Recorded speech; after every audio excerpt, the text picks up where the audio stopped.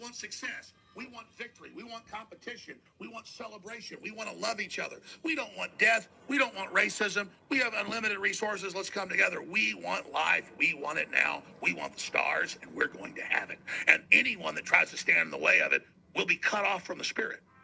They will be cut off from humanity. We're not going to put them in hell. They are on their own side. They are cut off from this. I want to be with Brian Rose and David Icke in the universe. I don't want to be with these devil worshipers and control freaks. I mean, give me a break, man. You just said it. You're getting banned everywhere for David Icke. You haven't backed down. It isn't the private jet. It isn't the supermodel that makes the man. It's the will. It's that destiny that makes everything. And it's that I support. It's that I want. I'm not a man that looks at other successful men and feels disempowered. I'm a man too. I feel the wealth of our community together and the spirit rising. That is the future, and that will never be defeated.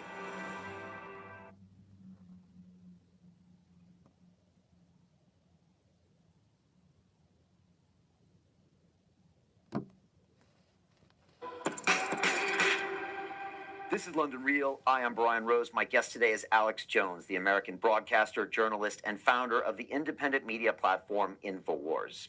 You have been described as one of the most important political media figures in the country and as America's leading conspiracy theorist, and were famously endorsed by President Donald Trump.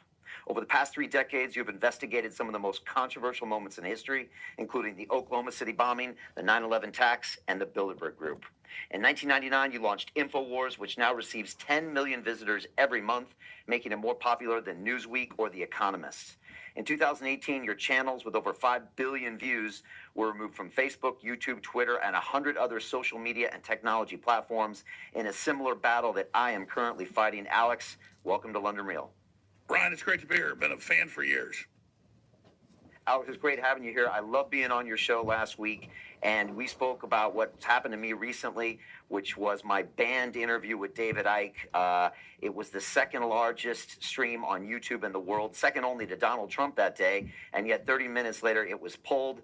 Then I was banned on Facebook and Instagram. Since we spoke, Alex, I was banned on Vimeo, Dropbox, and LinkedIn, deleted my personal and corporate account on a Sunday. It's getting pretty crazy over here. I was broadcasting for 9 years, but now I'm starting to understand what it feels like to be in your shoes. Alex, maybe you can start off by giving me some advice here. What is actually happening to me? Because I'm not used to this space, and maybe you can tell me what's actually going on with me, and what should I expect to happen in the following months and maybe year? Well, Brian, your problem is you're authentic, you're real. I've never met you in person, watched you for years. You come across as real. I feel good looking at you. My gut, that's 1,000 times more powerful than my conscious mind. The gut's really your subconscious mind. Says this is a guy I can trust. And then I look at the information you talk about. I check it. As Reagan said, trust but verify. And it's very, very accurate. It's very, very wide spectrum. So because you're not a controlled globalist psychotic, and because you're popular with the people, and because they can see the logarithmic systems showing that you're rising, they want to whack-a-mole. And really, that's what this comes down to. Anything popular, anything authentic, anything pro-human, that's what the system wants to shut down. That's what this is all about. It's been fascinating, Alex, because I looked at videos all over YouTube that had the same subject matter that I was banned for, specifically the linking of 5G and the coronavirus, and I want to get your thoughts on that shortly. The group Anonymous, I'm sure you're familiar with them, they ripped 11 minutes from that same interview and put it on the homepage of their YouTube channel with 2.7 million subscribers, and that stays up. It's almost like they banned me because I'm popular, Alex. And the same thing happened to you. It's the strangest thing. It's because it was watched by everybody that they want to take it down, and yet the smaller things they leave up. Again, strange for people to understand that. They want to punish you to see if you will end up joining them and groveling and coming to them and saying, I'll do whatever you say, just leave me alone. They're not worried about the derivatives of it. They're worried about the fount or the source of it. And again, what did you say in the interview? What does your guest David Icke say? They talked about the Wuhan bioweapons level 4 lab and how it probably came out of there. Well, since you did that interview a week and a half ago, it's been confirmed that it was a bioweapons release out of Wuhan, and the Associated Press has the documents. And now the U.S. is on the edge of war with China. So the fact is, you weren't supposed to talk about that, not because you were lying, but because it was true. And so that's why you've been punished. So it's really a badge of courage what happened to you. You know, it's so strange to be in this situation. You never think, until it happens to you, you never think it's going to happen to you, right, Alex? And you were at one of the height of your popularities when this happened to you, and again, what should I expect? You said that they potentially are going to come after me financially, maybe my reputation, and I'm pushing ahead with this. Today we announced Rose Ike 3 on May 3rd. We want to conduct the largest live stream in human history of a conversation. We're going to do it on our platform. We want to get 1 million people simultaneously watching. I'm staying off of their platforms. But, pulling this off might be tricky. But I want to move forward with this because as a kid, I never liked it when people told me what to do. Well, but based on that, what should I expect? That jumped on top of you and is punching you in the nose. And Brian, it's not about kissing your ass. It's about celebrating what you're doing and actually promoting it, because they've sold this idea of submission is the way to get ahead in life. And so people submit and they submit and they submit. And then you're an eclectic guy doing all sorts of great interviews. You're popular with conservatives, with liberals, with Christians, with Muslims, with Gnostics, with Hindus. They really fear the truth of just somebody that's common sense and who's celebrating humanity. And so if you're not being attacked, if you're not being banned, if you're not being blocked, you really are serving their system. And if they're promoting you and pushing you, then it means you're going in the wrong direction. So when they blocked that interview, and when you didn't grovel properly, and when you went out and talked about it, when you went out and said, this is wrong, they went, well, let's show him and others that we're now going to take more away from him. And then the fact that you don't bow more to that, well, now they're going to try to punish you more. But once they get this system in place, which is only 6 months, a year out, everyone is going to be censored. Even if you're praising what they say, they're going to block you because they want the dehumanization of people being totally alone. They don't want that real currency. It's not the money. It's not the fame. That's not what we want. It's that interaction with humans. And for me, being on YouTube or Twitter, it was reading all the cool comments, folks that agreed, people that disagreed, people that kind of halfway agreed but had a point to make. It was that amazing human interaction that was so sexy and so addicting. And the system knows that they can't trump that. So that's why they want us socially isolated. That's why they don't want comment pages on any of the major sites or any of the major news sites, because they don't want that human interaction that always votes the Brian Rose to the top, that always votes the David Icke to the top, that always votes the Alex Jones to the top. They have never been able to defeat that. And so they keep looking for a system to get the David Ickes or the Alex Joneses or the Brian Roses to submit to them. When YouTube calls you up and says, Brian, you've been a bad boy. You're supposed to say, tell me what to say. And they go, good, good. And now they've got control of you. But what's the point of fame if you're just a puppet, a marionette, like one of those dolls they put on your leg? What do you call them, where you sit there and... A ventriloquist. A ventriloquist doll. What is the point of that? You're not yourself. You're not authentic. So we need to celebrate the people that tell it like it is and that are persecuted and don't back down, because there's coming a tipping point where they've tried to intimidate everybody and try to shut everybody down. It's not working, that they fail. And that's why they're so scared right now. So, yeah, it's rough for you. 9 years, successful, reaching millions of people every day, and now to see them coming after you. But you're a victim of your human success. You're a victim of creating authenticity. And we talked about that courage that's infectious. And so now that you're not backing down, well, now they've really got to make an example of you, because what happens if other people see what Brian Rose did and he didn't back down? Well, then there might be a coalition of people around the world who stand up and then build their own platforms that will immediately displace these other authoritarian platforms, because the authoritarian platforms say all day, we're going to censor you because it's our platform. But really, they're trying to control all the other platforms, like they told you. Don't talk about how we censored you off platform, or we'll censor you. That is true tyranny. Yeah, that's so fascinating, Alex. You really understand this. It's so subtle as well. And, a hashtag started trending called hashtag London Real Army. And there's a bunch of people around the world that literally started shutting their LinkedIn accounts down, and like pledging support and going up and saying how ridiculous it was. So there is a movement going on out there. But you're right, it's the humanity of what was happening with me and David in that room. It's like real people having a real emotional, unedited conversation that has something. Even David was like, Brian, the energy in this room is high. And so people are feeling that. Like you said, it's very subtle, it's your gut.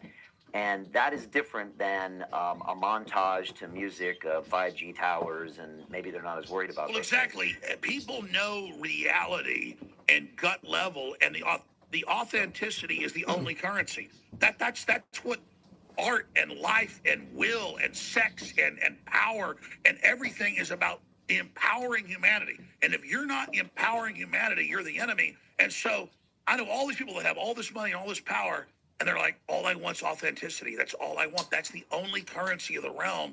And that's why they want to remove that, because it is that authenticity that is diametrically opposed to what they're establishing. Man, you got me really thinking hard here, Alex. The other thing they can normally do with 99.9% of the YouTubers out there is pull the purse strings. So first they demonetize the videos, which is a nice way of saying, please don't do that. And that's enough to stop most of them. But then the rest of them, when they take away their channel, they take away their business. Now, luckily, I've never relied on any social channels to pay the bills around here. And you haven't either, which meant you can build an entire empire and do it your way, which is a thing that doesn't get talked about a lot. Because you're such a great entrepreneur and because we've made some moves, it means we can do these things. And again, they have less power, in this current situation. So again, we're a bit of an anomaly for these platforms to deal with. Well, I mean, here's the thing. If the globalists weren't so anti-human and so evil, I'd make deals with them. If they were some new conquering thing that was better, I'd say, I'll adopt what you're doing. They're not. They're taking us backwards. And listeners have to understand that, I'll just tell a story here. Ted Nugent, I've known Ted Nugent 20 years, and I've been to his house and hung out with him and his wife. And they're big listeners. And, I was talking to Ted a couple years ago at his house, drinking coffee, and he said, I used to be able to fill any concert if I wanted to. There's only 3 companies that own it. And he said, as soon as I supported Trump, it wasn't supporting the NRA before that. As soon as he supported Trump, none of those venues would ever have him play again. So he goes and plays at convention centers and city-owned deals and veteran deals. He doesn't care about the money, but he lost about $15 million a year that he would personally make off that. And he said, you know what, Alex? He said, losing that money spiritually was like when I made the decision to not bow to their threats when they said, don't support President Trump or you're banned at the 3 venues. 3 companies own all the venues. He said, it was like I was even more alive, and I was already so alive. And we talked about that. So there's this thing where authenticity is a spiritual coin. And that's what the enemy can't stand is as soon as we realize that we have the intuitive will, we control the universe, we're building the future, and stop letting these social engineers control us through fear, it doesn't matter how small our audience is, it will exponentially build immediately because there are people looking for that free will. And so, yeah, I've lost hundreds of millions of dollars by not selling out. I don't care. It's all just a tool. But then it all came back. As soon as one door closed, all these other doors opened. And it's the same thing with people like Ted Nugent.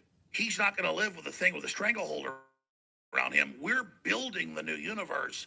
We're escaping the tyranny. And so that's why you look at the Bible, it talks about get behind me, Satan. The archetype of Satan is always getting in front of your progress. He's not innovating. He's not building new stuff. He comes in to those of us made in the image of the Creator that can build. And he convinces us to be his slave, and he won't attack us. He won't rate us. Instead, we have to just punch forward, build the future, and always be innovating, and Satan can't keep up. Alex, how did you feel when you got taken off those platforms? Did you always know what the other side was going to look like? Did you feel it in your heart, or was there panic? Like, what were those weeks like? And when did you finally realize that not only would you be okay, but you would be further empowered?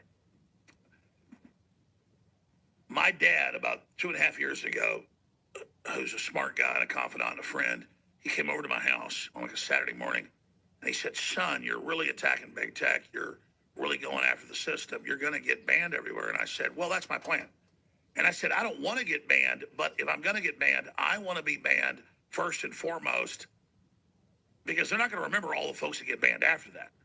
And I want to get banned up front so that I'm an archetype so that later I can get people mobilized to fight what's happening. So you asked the question of, did I feel disempowered by it? No, I mean, I expected being used as the example of what not to be as the greatest example of what to be. But the worst feeling I had of defeat and humiliation was never getting a place in the country, never believing we would lose, never believing they'd cause martial law and the shutdown of the economy, and then finally having to talk to family that's got land in East Texas and saying, can I put a trailer on that? It's quick and cheap. And can I put a well in? Can I get food and stuff out there in case we fail? Everything shuts down. For the first time, not to just be thinking offensively about stopping this, but to have to actually go out and set up the emergency backup. And it felt weird and selfish to be sitting there on this private lake, family property we've had, since the Mexican land grab. And they're at the house in a fire and we're doing good. And I've got family all around me that are veterans and, that live in the area that, know how to skin a buck and run a trot line and do other things. And just realizing this is the greatest defeat of my life, that America is so close to death and total depression. And I have finally hauled food and guns and everything out and gotten wells ready and gotten my little private prison ready because things are so bad. And so I shared that with people, but that's how far down the things have basically ticked. And that's where we are now. Now, because I always spent 100% of my energy, we're going to win on the future. But looking at my 3 daughters, I got a son too, but he's now, 17. But looking at my daughters, 15, 12, and 3, I just said, things are so bad. And the public, on average, is so weak. A lot of great people, but on average, so into this tyranny theater. I said, I have to kind of be like Yoda in episode 3 of Star Wars getting ready to leave for Dagobah. I mean, I've got to get ready to just out of here and hope Luke Skywalker comes down the road. I mean, it's that bad, my friend. I don't want to be negative here because letting people know how bad it is may spur some type of resistance in them to break out of this. But there was a huge awakening, but now we've been hit with this giant tyranny. And it's just a very sad moment. So I didn't feel bad when I got mass banned 2.5 years ago, or when a year ago Facebook said that Jones, you can't even say his name unless it's in a negative connotation. Talk about a cult. But I did feel bad having to prepare an evacuation and to think about the fall of the Republic and the end of America and the long communist civil war. This is the last couple weeks where you're feeling that. Yeah, I mean, it's not even a selfishness. It's a your instinct told you to do this and you didn't do this, and you need to care about your children. And it's the feds. Yeah, they've got the feds trying to indict me right now for made up stuff, and they call them, threaten, and say we're going to put you in prison and do this, and it's way beyond being deplatformed, and it doesn't make you want to give up. It makes you think, man, there's this many Americans that are pieces of authoritarian trash. Maybe I should just give the whole thing up and let them have themselves. But, I'm just being honest. Brian, I don't even know where this is going at this point. It's just that we have a really predatory, evil world government. And at a gut level, if I fight them, I feel alive and feel strong and feel close to God. If I try to mitigate things or protect myself or sell out, I feel like I'm dying and drowning. And so even, like I said, having a boogie point and even the beginning of the idea of, okay, this is so horrible, we may not be able to stop this round. It's like dying, but it's something I've got to do. So I'm not here on air announcing the white flag and we're defeated. I'm just letting listeners and viewers and people know, folks, this ain't a joke, man. This is hardcore Maoist re-education, great leap forward, starving out everybody, social engineering 101. And I just hope people realize that groveling to this is not going to protect them. And most people don't have an out. Most people, can't do what I can do or what others can do. And that's what really scares me is I've tried to rally them. I've tried to get them ready. I've tried to prepare them. I've tried to warn them. And at a certain point, they're just going to have to be abandoned. Now, Trump may turn this around, and that's a whole other subject with the Chi-Coms and the infiltration of our government and how we became like this. And so if there were people in our government and the system that didn't want this to happen, there's still time to turn it around, Brian. It's just that the stakes are so dire, and Trump keeps winning, and America and freedom keeps winning, but barely. And then the tyrants double down again exponentially, and then we barely beat them. Well, there's not much more logarithmically for them to do except, a bioweapon 10 times worse or nuclear war. I mean, things have escalated. I mean, it's in the news today that, okay, Wuhan bioweapon accidentally released it. Well, we already knew that. They released it on purpose. Look at all the scripting, the pre-programming, the World War, the attacks on the economy, China losing the trade war. I mean, they released this with the deep state to embarrass America, to bring down the West. China's open for business. We're not open for business. It's an economic weapon. And then the question is, well, what do they do if we defeat this? What do they launch next? It just becomes an issue of what do we do then? Because it really becomes a kill or be killed. And I don't mean that literally. I'm just saying metaphysically, people don't recognize a World War I or a World War II. They don't recognize something that hadn't happened in a long time until it's happening to them. And there's no doubt now that we're in that period that leads to giant wars, famines, and mass death. And I hate to be the guy here announcing that like some prophet of doom. I'm actually saying people should get ready.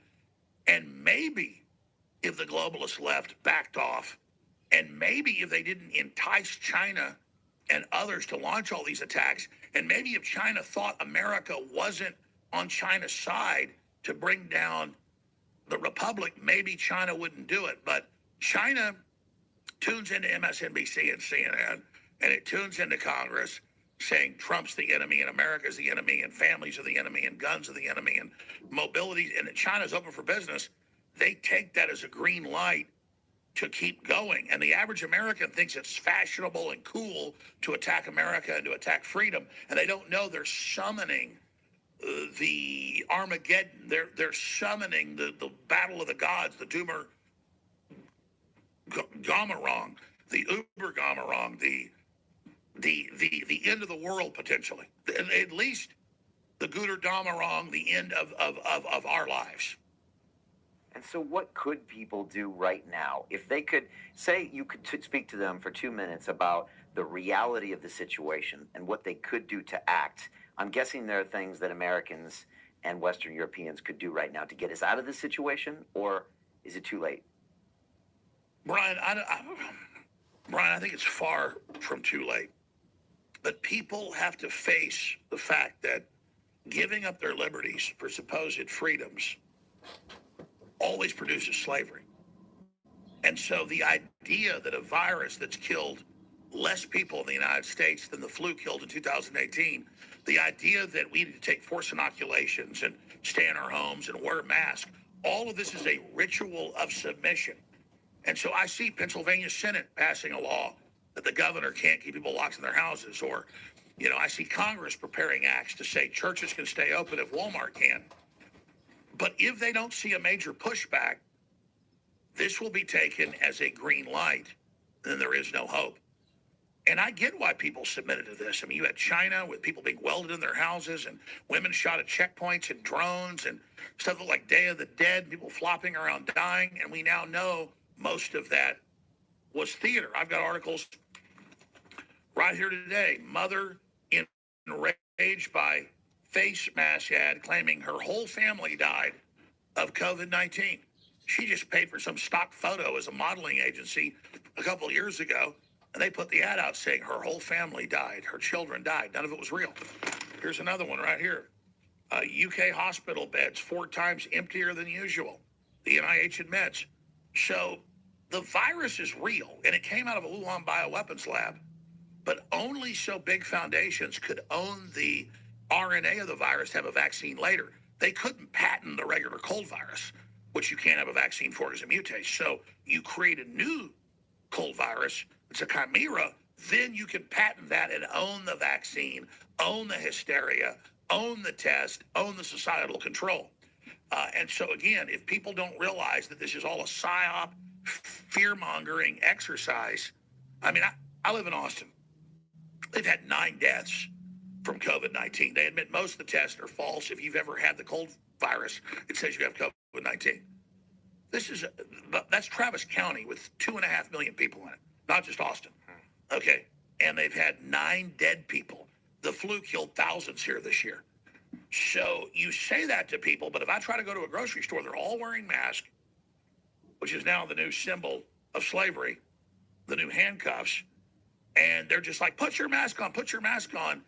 And so it's that rallying the public into the stampede, into the crazy-eyed hysteria that, again, summons the globalists to make this a permanent emergency they're now announcing, and apps with Google and Apple merge to surveil where you go and what you do, and forced inoculations. And Bill and Melinda Gates with their ID 2020 saying, oh, we're going to put a digital tattoo ink in the vaccine. You won't be able to see it, but it'll prove you've had it so we can scan your body. I mean, this is a giant leap forward of tyranny, way past what we could even have imagined a few years ago, and now it's here. Yeah, and the fear is fascinating. They did a survey here, Alex, in London, and 9 out of 10 people support the lockdown continuing for 3 and 4 weeks. These are the same people who are losing all of their economic freedom, and yet they're so scared that they'd rather stay locked down. Now, I walk around, I'm not wearing a mask, but, you know, in New York City now, it's mandatory. And now you're getting persecuted by other people if you're not wearing the mask, which is something, of course, Ike went into as well, where the fear is so much that now you're self-policed, and we've seen this happen in history. I mean, we see Trump trying to get everybody back to work. Is that the ultimate solution? Because this is an economic war. Well, that's right. I mean, I can rant and rave all day long because there's so many facets to this, but it's about fear versus love, as David Icke says. It's about reality versus fake science. All these projections had 2, 3, 4 million dead by now, and it's a couple 100,000. It's 90+% lower than what they said, but we're supposed to just listen to these experts as if they're God. We have the West Coast and the East Coast saying we formed an alliance of science. We're never reopening. So first they told us 2 months ago, oh, it's just 2 weeks.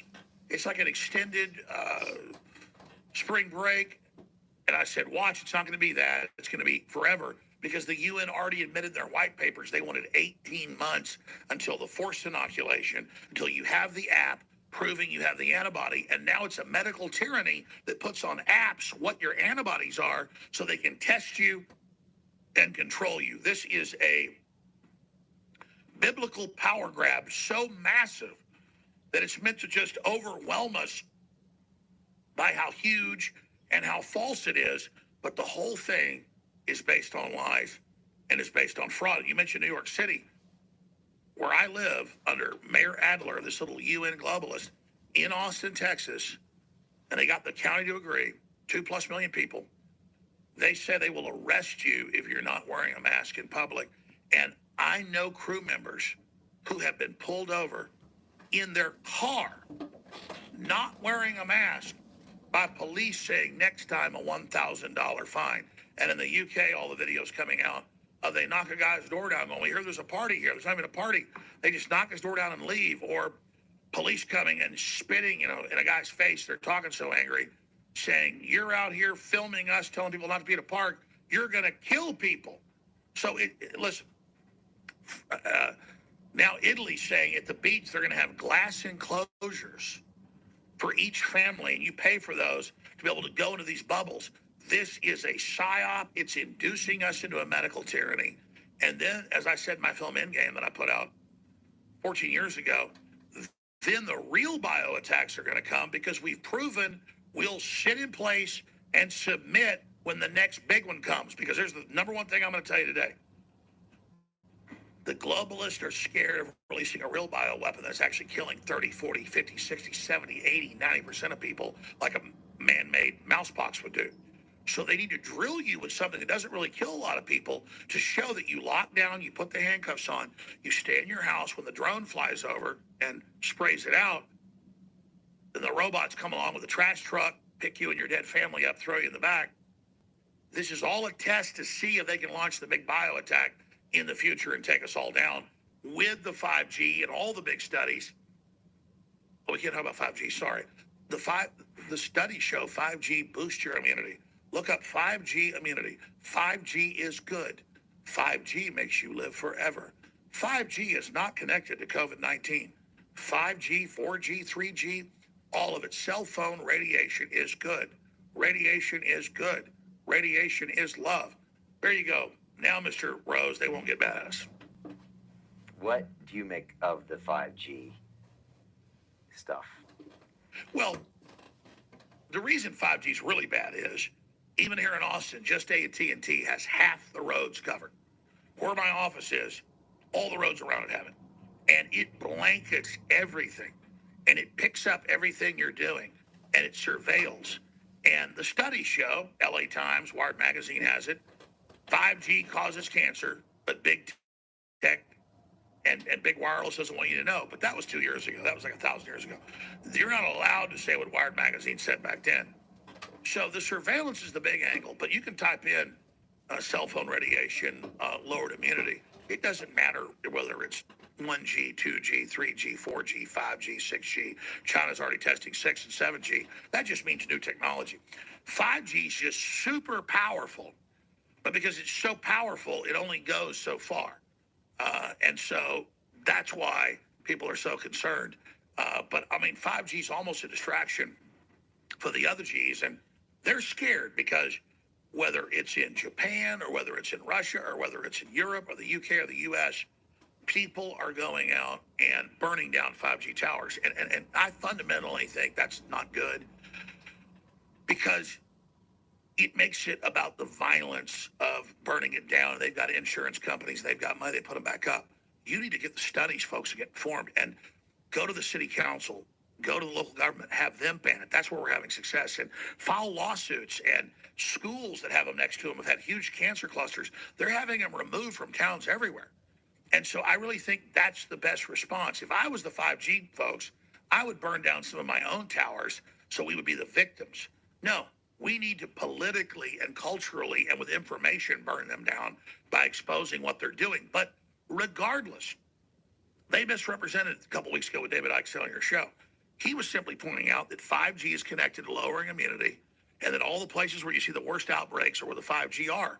Well, that's where you've got all of people close together and people all not in natural environments. And all of that adds together. But even if David Icke was wrong, and I believe he was right, don't we as adults have a right to hear what he said? But now because some cell towers got burned down, now we can't hear David Icke, even though he didn't say burn down cell towers. So again, that's that misrepresentation of what's going on. I feel like sometimes I'm the only person shouting this echo of the First Amendment, and this whole concept of freedom of speech, because sometimes I say it and people look at me funny. And then maybe it's because I'm an American in this country, but, it's in my DNA, Alex. When I grew up in the 70s, it was just rattled back at me. And yet it feels like it's been slowly taken away from so many people out there. And in the digital space, maybe it never existed, where sometimes I feel like I have to say it 3 or 4 times before people say, oh, yeah, you're right, we should have that freedom. And that's a bit disheartening. I saw you're doing this You Can't Close America rally. We obviously see Trump really trying to push us back to work, which I think is the way forward. How much are you in contact with his administration, with his advisors? I know you were a big part of getting him elected, and he gave you that compliment that it was. You guys are very aligned now in what you're thinking. Well, let me just put it to you this way. Brian, what you're saying is totally true. Because when it comes down to it, it's physical action. And they're using the peer pressure in counties in Texas. 70 plus counties in Texas have 0 cases of COVID-19. Austin, again, has like 8, 9 deaths.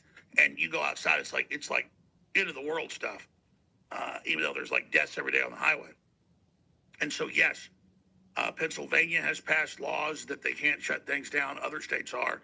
And the answer is we, the people in our government, saying, listen, we know that it's crazy that 35,000 people die of flu every year, but we're 330 million people. Still very rare.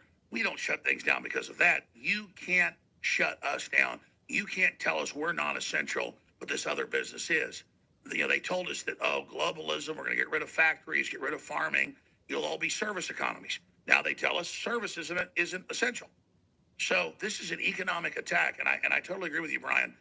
I'm going to lead demonstrations. Owen Schroyer this Saturday is going to be down at the Texas Capitol with a demonstration. I'll be there as well. We're going to launch a website tomorrow that deals with not closing America and trying to organize people. But you can't close America rally, Texas State Capitol steps, Saturday, April 18th, 2020, 12 to 2 p.m. Central. And we're seeing amazing action all over the country, all over the world, of people just calling this out for what it is and not giving the moral high ground to the Communist Chinese and the World Health Organization and then the bureaucracy of the NIH and the bureaucracy of the system trying to say, oh, it's settled, do this, when their own science is fraud. They are putting a digital, economic, cultural, medical straitjacket on us, and we must revolt against it. We must say no to it. And so I agree with you. The answer is, once this opens back up, I usually went to mom and pop restaurants. I usually stayed at boutique hotels. I usually went and shopped at thrift stores. When this is over, unless big corporations say we're pro-America, we're pro-freedom, and like fly a flag out front, unless they fly an InfoWars flag or a pro-human flag, you know, an image of the nuclear family, unless they do that, that's under attack, I am never going to support the system. If I have to charter private planes every time I fly, if I have to do whatever, I'm breaking with them more than ever. They've tried to leverage their corporate power over countries to shut our economy down, to set a precedent, to force Trump to accept this martial law of the corporations directed by the UN. And so everything now, Nigel Farage came out and he said, my new Brexit is ending the police state and bringing the economy back. And that is going to be the whole economy. It's not being followers that sit there and, oh, I wore my mask, I'm an idiot. When the very UN tried to say, 8 weeks ago, oh, Trump, don't block people from China. They say it's a deadly biosystem. It's killing everybody. He goes, okay, block flights from China. They go, oh, God, no, that's xenophobic. That just shows it's all crap. It's emotional. It's a power grab. And it's blue cities, blue counties, globalist corporations acting in a strike against the free market, a strike against human will, an attempt to make us submit to them, and a total domination over who we are. And so it must be met with action. And, I've been told by the establishment, this is their big move, that if you do this and if you challenge us, we're going to not just destroy you, we're going to indict you, we're going to take your children. And I told them, I said, go to hell. In fact, it's not even a hard decision to make. I feel so good, Brian, telling them to go to hell that I am so happy. Who's telling you that? I only feel good when I'm fighting them because that's where the victory is. My spirit, and Trump said something that's totally true. And Trump's not perfect, none of us are, but he said, the deepest thing I ever did was learn how to be shallow. Well, if the subconscious mind is hundreds, if not thousands of times more powerful than the conscious cerebral cortex, limited focus of our consciousness, shallowness is not shallowness. It's the depth of that. It's the immediacy of what you first impressions are really always we know what's real. And because it's not a first impression, it's the knowledge of all your ancestors, the knowledge of your whole life, the electrochemical swarm you're in, the sixth sense projection they're putting out, their intent, that immediate snapshot is reality. So again, the greatest depths is the shallows. And my shallows tell me, fight to the death against this lockdown. Don't believe that this virus, the evidence shows it's super weak. It's a hoax. And understand that if you bow to this, you've now prepared them to launch the real bio attacks, knowing you'll submit when they depopulate you. Well, I'm not rolling over and dying. And I want the New World Order to know if they want to fight, they better believe they've got one, my friend. Are they calling you out directly, or is this in so many ways that they're trying to quiet you, silence you, put you in jail? Well, I've promised not to talk about this at this point, but they go after your family, and they go after people that are close to you, not just your children, not just your wife, and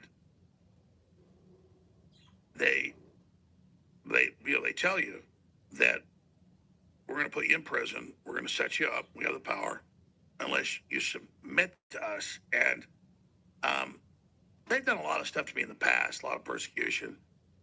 But I used the World War II analogy before they had good radar. When the bombers were flying in out of North Africa into Italy, or the bombers were flying in out of London, England, into Germany, they went towards the flag, because the Germans would have their big anti-aircraft guns over their tank factories and their bomber factories. And so they knew, it's like, well, we're here to do a mission. You turn towards the flag. So their attacks only gives me my guidance. I'm like, okay, the worst attack is right there.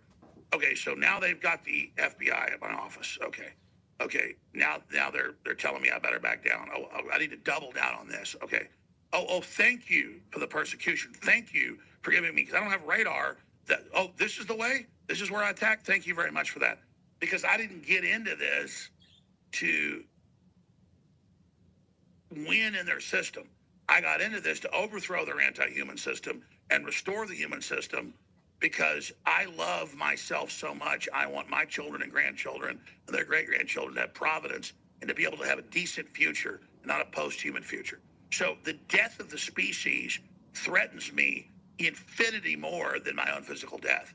And then my very cells say, yes, yes, yes. Oh my God, it's like the 4th of July and my birthday and Christmas all rolled into one, when they're trying to gloat and threaten me and put a gun to my head. I'm like, I've now really reached where I'm supposed to be. Now I'm within striking distance.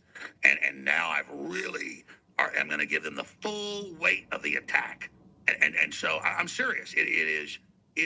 But then the only emotion is, I'm not strong enough. My body's not strong enough to carry the spirit. I'm like, the spirit's willing, but the flesh is weak. I'm like, I want to destroy them. I cannot believe how bad they are. So it's a total paradox. But yeah, I mean, we've definitely crossed the threshold. The enemy is throwing its full weight against us right now, and I'm as high as a kite, Brian. I can tell. Do you ever think that your entire 25 years of independent media coverage has prepared you for this moment only? Do you have that feeling? Oh, exactly. It's God. Like, I'm just a vessel. Every weight was put on me. Like, this happened 20 years ago. I couldn't have handled it 10 years ago. And I got to where I actually enjoyed the weight and enjoyed the persecution. So I'm not a masochist. I don't like pain. But I realize it's goal-oriented. So it's kind of like a V for Vendetta, where he puts her in the FEMA camp. He tortures her. And it's not a good thing, but she says, kill me. And he says, now you're free. And exactly, it's like, as soon as you reach that point where they put the gun to your head, they say, we're going to blow your brains out if you don't do it. You go, good, pull the trigger. That is finally where you're free. And everything was building towards that point. Everything was building towards that moment. And that's that place where you're like, oh my God, I feel so close to God. I feel so satisfied. This isn't even real. But that's what this is. That's what this is all about.